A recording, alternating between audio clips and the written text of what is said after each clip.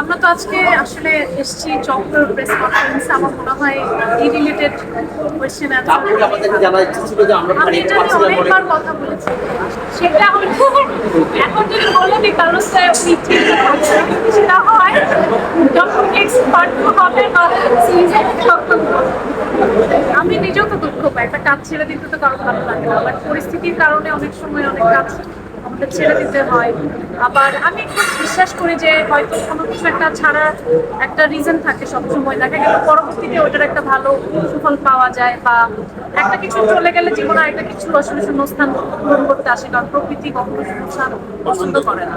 তো সেই সব জায়গা থেকে আমি চিন্তা করি আমার লাইফটা খুব সিম্পল। আমার ফিলোসফি হচ্ছে আসলে যতদিন থাকবো কাজ করবো, দর্শকদের ভালোবাসা নিয়ে বেঁচে থাকতে চাই।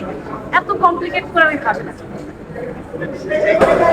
হ্যাঁ, প্রথমত বলবো যে very well very well done.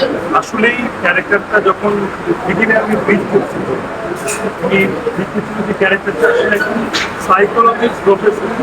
তো ওরা মিশিয়ালি মিশিয়ালি সবার পছন্দের একটা ক্যারেক্টার। অনেক হাতে অনেক আর্টিস্ট আমাদের করতে ডিরেক্টলি না। ক্যারেক্টারটার নাম হচ্ছে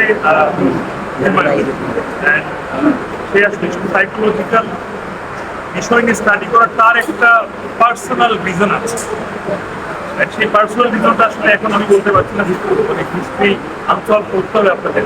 ওগুলো দেখতে দেখতে আসলে একটার পর একটা হিস্ট্রি ভুলে যাবে, তখন জানতে পারবো। তো এই ক্যারেক্টার থেকে আমরা স্টাডি